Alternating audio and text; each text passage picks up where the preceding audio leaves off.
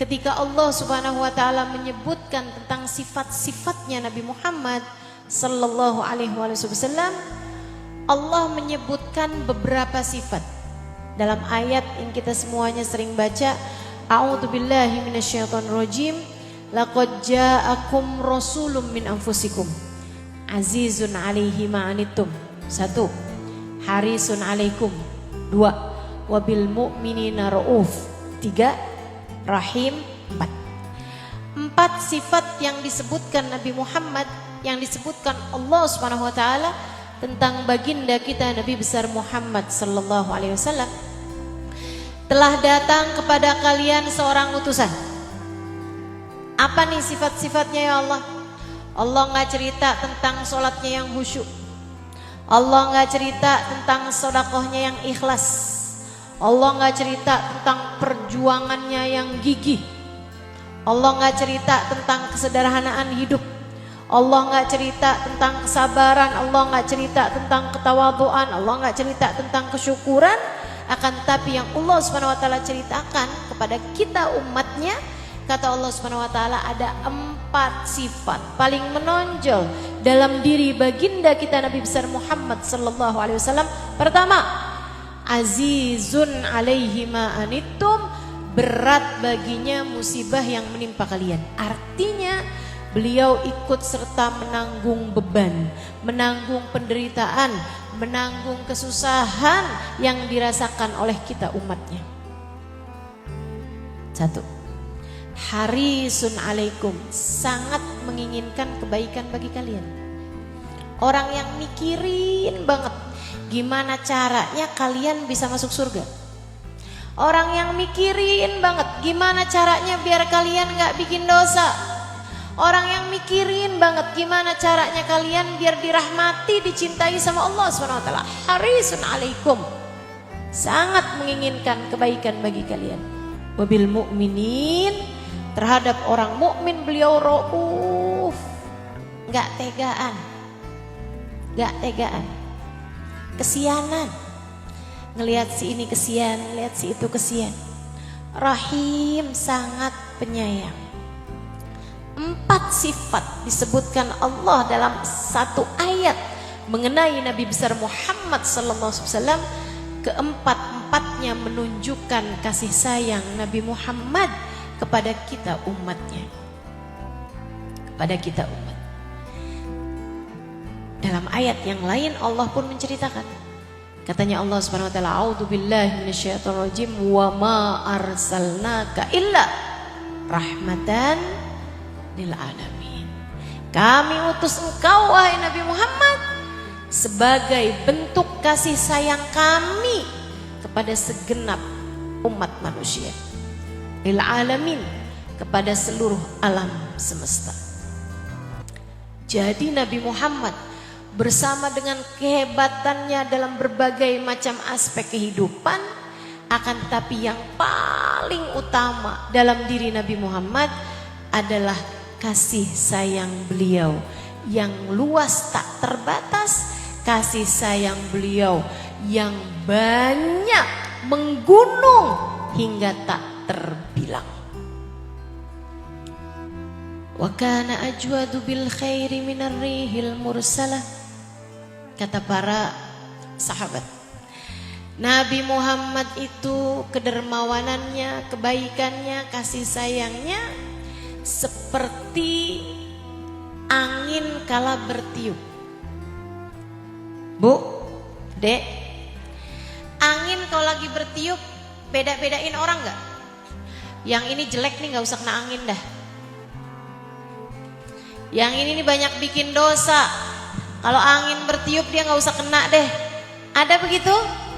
Gak ada, semuanya kena tiupan angin kala bertiup. Seperti itu pula lah kasih sayangnya baginda kita Nabi besar Muhammad sallallahu alaihi wasallam. Semuanya disayangin. Yang tua disayang, yang muda disayang, yang remaja disayang, yang anak-anak disayang, yang bayi-bayi disayang. Ibu-ibu saudariku sekalian yang saya muliakan, semua disayangin mana Nabi Muhammad.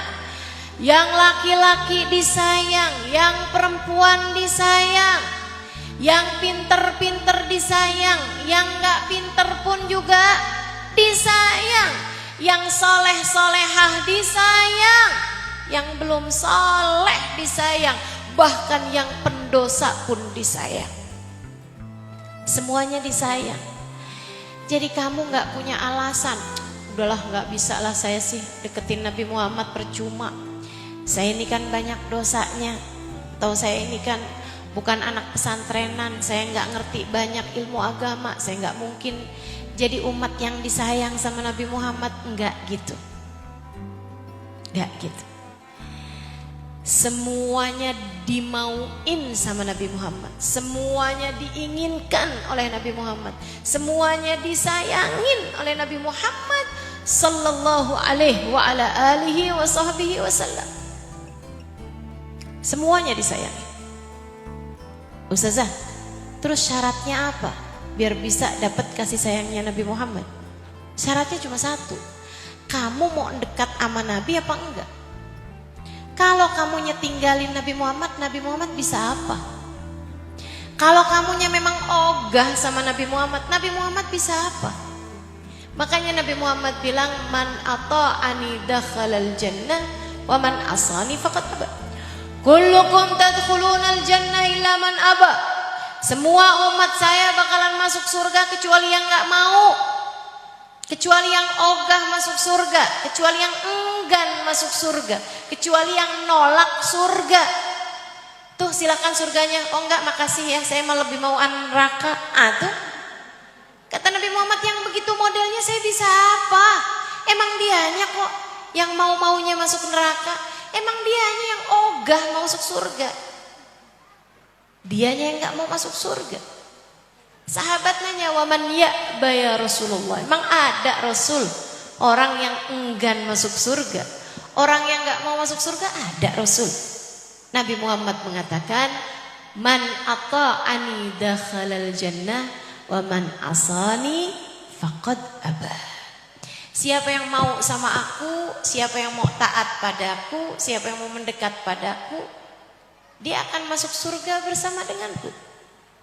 Tapi siapa yang meninggalkanku, siapa yang gak mauin aku, ya dia gak mau sama saya.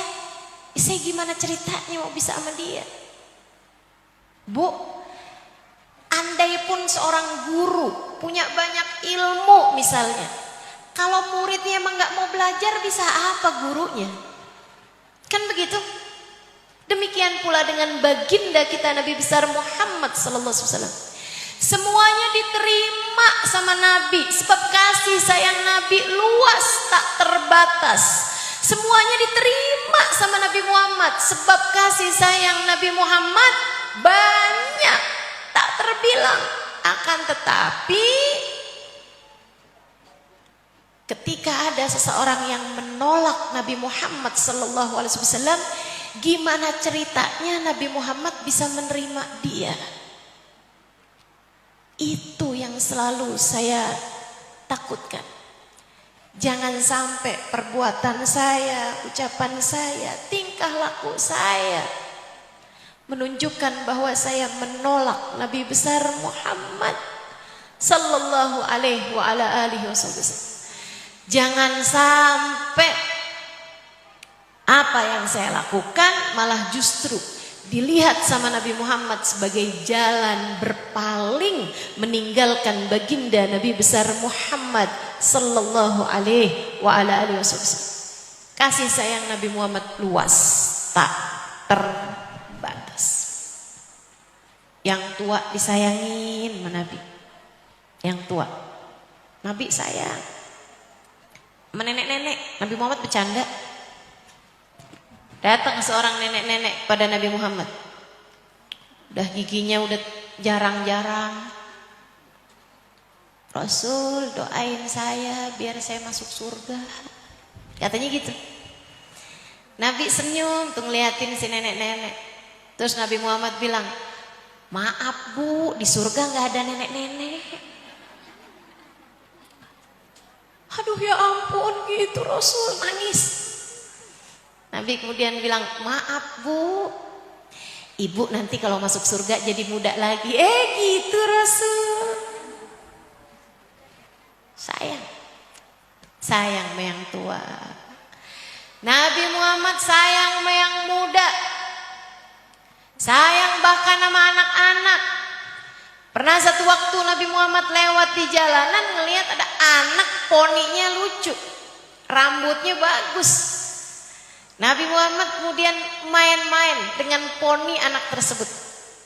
Nabi Muhammad usap-usap poninya, kemudian ditiup sama Nabi Muhammad. Disembur. Anak itu kesenangan, poninya disembur sama Nabi Muhammad alaihissalam.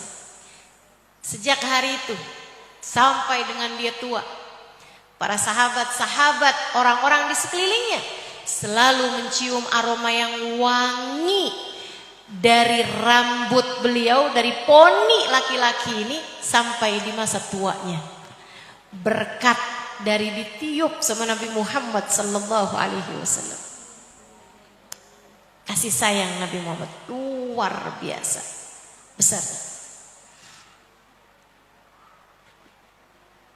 Nabi Muhammad sama anak-anak kecil sayangnya luar biasa. Sampai kalau baca, kalau nggak salah di Bushrul Karim, itu ada keterangan salah satu kitab fikih Bushrul Karim. Itu ada keterangan ada sekitar 18 anak, 18 bayi yang pernah kencing di pangkuannya Nabi Muhammad sallallahu alaihi wasallam. Ibu kebayang nggak? Kalau sampai ada 16 bayi yang pernah kencing di pangkuannya Nabi Muhammad, itu yang pernah digendong Nabi berapa ratus? Karena kan yang gendong 10 anak bayi belum tentu dikencingin sama satu anak. Lah ini Nabi yang pernah kencing aja itu ada 18 anak. Kebayang berapa ratus anak kecil yang sudah digendong, dibawa, dipangku sama baginda Nabi besar Muhammad sallallahu alaihi wa ala alihi wasallam. Bahkan Nabi pernah sholat dengan menggendong cucunya. Cucu beliau namanya Umamah putrinya Amr bin Al-As, putrinya Sayyidah Zainab. Sayyidah Zainab itu putrinya Nabi besar Muhammad sallallahu alaihi wa ala alihi wasallam. Beliau punya anak namanya Umamah, digendong sama Nabi Muhammad. Nabi Muhammad sholat, tiap kali ruku ditaruh sama Nabi Muhammad. Nanti kalau Nabi mau berdiri abisnya sujud kedua digendong lagi sama Nabi Muhammad alaihissalam. Terus begitu tuh 4 rakaat beliau sholat sambil menggendong cucu beliau. Nabi diriwayatkan pernah sholat sampai lama sujud terakhirnya. Sahabat-sahabat sampai pada was-was, khawatir. Nabi kok sholat lama banget, ya ampun ada apa nih sama Nabi Muhammad. Sahabat-sahabat mulai khawatir, ya Allah mudah-mudahan Nabi panjang umur, Nabi jangan sampai meninggal ya Allah. Kita kepengen Nabi Muhammad panjang umur nih, kok sujud lama banget, kenapa nih? Nabi kemudian duduk, habis selesai salam Nabi Muhammad bilang, tadi itu saya melamakan sujud saya karena Husain sedang main-main di atas punggung saya. Saya takut kalau saya bangun dia terjatuh, sehingga saya pun melamakan sujud saya. Sallallahu alaihi wa ala wasallam. Kasih sayang tak terbatas, luas. Semua disayangi. Anak-anak kecil, ibu-ibu sedikit sekalian yang saya muliakan, ada seorang anak. Satu waktu Nabi Muhammad lagi lewat di jalanan, melihat ada anak ini lagi main-mainan burung. Nabi tegur dia. Kata Nabi Muhammad, lagi ngapain? Nak, ya Rasulullah burung saya nih Rasul. Umur sekitar 10-11 tahunan anak ini. Saya punya burung nih lucu Rasul. Dia suaranya bagus dah Rasul. Nabi deketin. Kemudian Nabi Muhammad ajarin. Tahu nggak nak, burung ini tidak sedang berkicau, akan tetapi sedang berzikir kepada Allah. Oh gitu Rasul. Suaranya bagus sekali ya Rasul. Sejak hari itu Nabi setiap melihat anak ini di masjid, Nabi selalu nanya, ya Zuhair, mada fa'alan nugair. Hai nak, apa yang sedang dilakukan oleh burung kecilmu itu? Dia sedang berzikir ya Rasulullah. Satu waktu burungnya mati, sedih, kuburin belakang rumah. Sholatin, kafanin. Lagi sedih-sedih, keluarganya kayak gak ada yang mau tahu. Allah, burung mati doang segitunya. Tapi kan anak kecil, kehilangan burung seperti kehilangan sahabatnya gitu. Kayak semua orang gak ada yang ngertiin dia. Ada yang ngetuk pintu. Anak ini lari, buka pintu, Nabi Muhammad SAW. Rasulullah, nyari bapak Rasul? Enggak, nyari kamu. Lagi kebetulan lewat Rasul? Enggak, sengaja datang dari rumah. Mau ke rumah kamu, mau buat ketemu kamu. Waduh, GR banget, seneng banget tuh anak. Ada urusan penting apa Rasul? Mungkin mau didelegasikan, kumpulin teman-teman sebaya. Nabi mungkin mau dakwah, Nabi mungkin mau baca Quran bareng-bareng atau apa gitu hal penting. Nabi tersenyum kemudian berkata padanya, nak, aku dengar burung kesayanganmu telah meninggal dunia. Aku datang ke sini untuk bertakziah kepadamu. Sekaligus mendoakan semoga Allah gantikan untukmu kesenangan yang baru. Aku datang ke sini untuk mendoakanmu, bertakziah padamu, sekaligus mendoakanmu semoga Allah gantikan untukmu hiburan, kesenangan, kesayangan yang baru. Orang yang paling ngerti ngadepin anak kecil bicara dengan pemikiran anak-anak. Ngadepin orang tua bicara dengan pemikiran orang tua.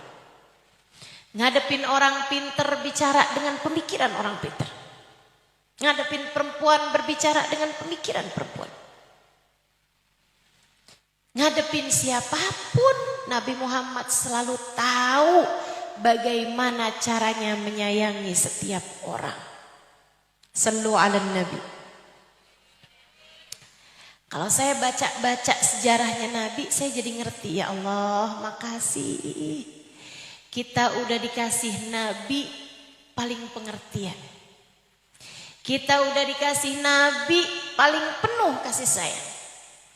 Kita udah dikasih Nabi paling paham sama rasa hati kita. Paling ngerti sama keadaan-keadaan kita. Karenanya saudaraku sekalian yang saya muliakan, enak deh tuh. Kalau yang kamu dapat adalah kasih sayang Nabi Muhammad sesudah kasih sayang Allah Subhanahu wa taala. Tangki hatimu akan penuh dengan kasih sayang.